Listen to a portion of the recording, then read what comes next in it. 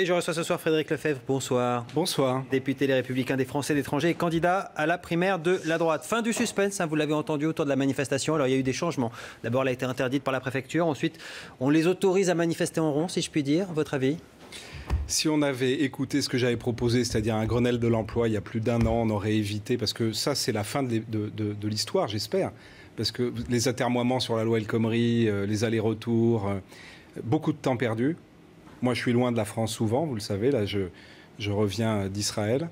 Et c'est assez dramatique de voir le pays, alors même qu'il y a des enjeux absolument majeurs, se perdre dans des débats stériles qui n'ont aucun intérêt. C'est révélateur de quoi? Les syndicats disaient victoire de la démocratie. Ce que vous êtes en train de dire, c'est plutôt un délitement qu'on est en train de constater avec ce genre de débat?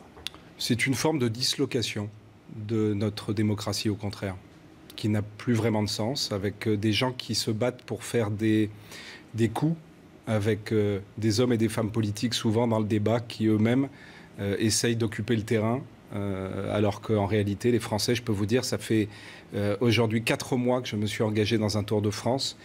C'était ma 97e étape aujourd'hui, j'étais à Chaville, et les mots que j'entends le plus, c'est le mot suicide. Il y a une précarité incroyable, commerçants, éleveurs, des médecins aussi.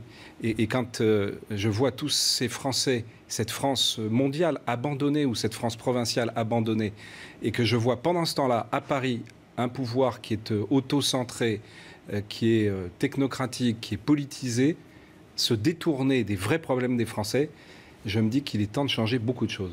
Alors dans votre parti, on s'occupe beaucoup des investitures en ce moment pour les législatives. La commission s'est réunie aujourd'hui. La vôtre a été mise en suspens. Motif, si l'on en croit nos confrères de l'opinion, Nicolas Sarkozy vous en veut. Voici ce qu'il aurait déclaré lors d'une réunion justement avec les Français d'étranger. Puisque Frédéric Lefebvre vote systématiquement contre son parti, il n'a pas besoin de son investiture pour les législatives. Votre réaction ? Puisque j'étais, je vous le disais, en Inde il n'y a pas très longtemps, je vous citerai Gandhi. Au début, il t'ignore. Ensuite, il te ridiculise. Enfin, il te combat. Et là, tu as gagné. Ce que je veux vous dire, c'est que aujourd'hui, moi, je suis engagé dans une action. Je vous le dis pour les Français.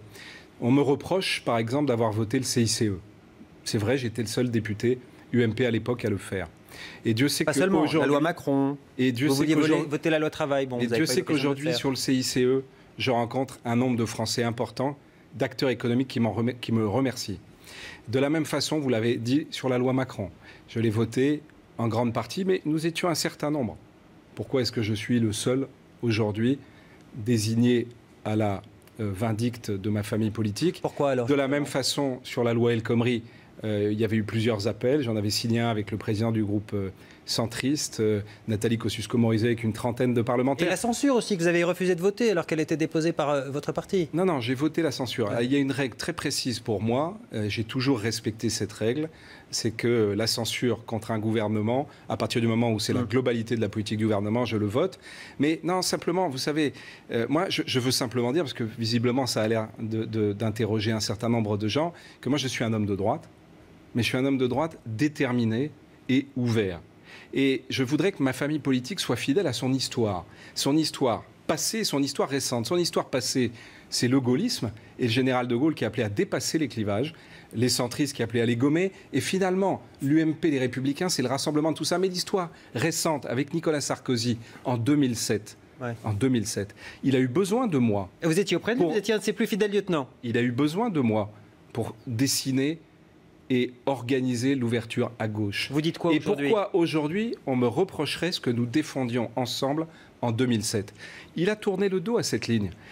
Chacun sait que je suis en total désaccord sur la dérive identitaire depuis 2012. Est-ce que dans ma famille politique, on a le droit, je le lui dis à Nicolas, est-ce qu'on a le droit de penser autrement que toi ? Et il vous répond quoi alors ? Eh bien, on verra ce qu'il me répond. Aujourd'hui, sa réponse, c'est vous-même qui l'avez tout à l'heure affiché à l'écran. Et donc, vous citiez Gandhi, pardon, vous citiez Gandhi.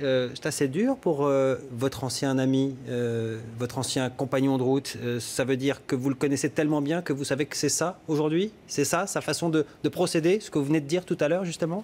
Je dis, non, vous savez, moi, j'essaye de ne jamais oublier que tout ce que je suis en train de faire, je le fais pour nos compatriotes.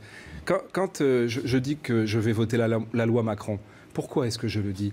Je le dis parce que je pense que pour le pays, il vaut mieux perdre moins de temps, avancer, même si la loi n'est pas parfaite.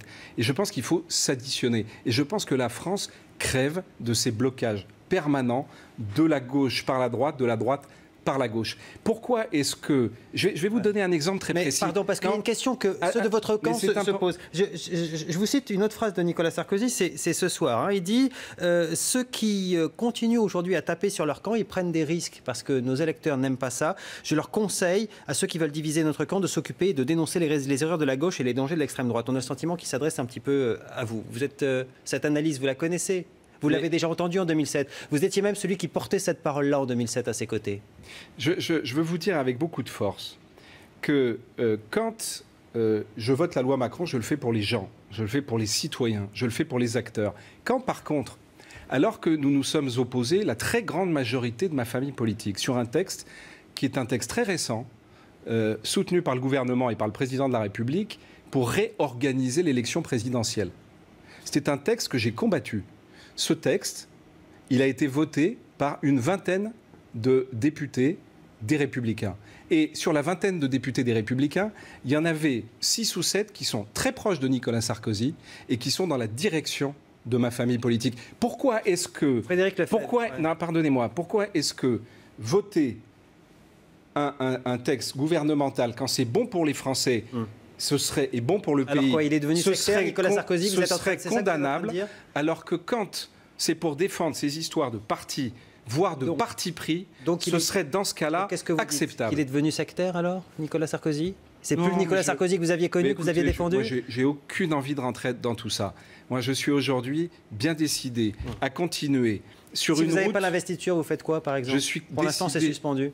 Si vous n'avez pas l'investiture, vous faites quoi ? Enfin, écoutez, il y a une règle que tout le monde connaît, qui est que l'ensemble des élus parlementaires sortants sont ça s'applique pas à vous, apparemment. Visiblement pas à moi.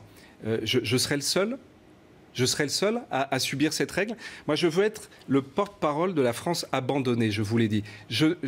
Je ne céderai à aucune intimidation. Frédéric Lefebvre, effectivement, tous les sortants quasiment ont été reconduits, et y compris Patrick Balkany, avec ses 4 mises en examen tout de même, ce qui fait dire à Bruno Le Maire ce soir sur son compte Twitter « Je désapprouve cette investiture, toujours la même vieille politique ». Ça vous inspire quoi, vous ? Écoutez, Patrick Balkany, ça n'est pas mon ami. J'étais même...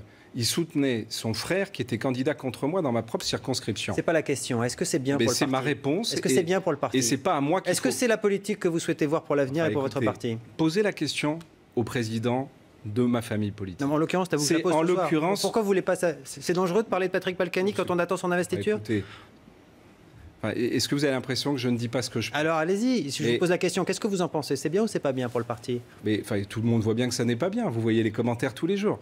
Et simplement, ce que dit Bruno Le Maire, c'est tiens, c'est curieux.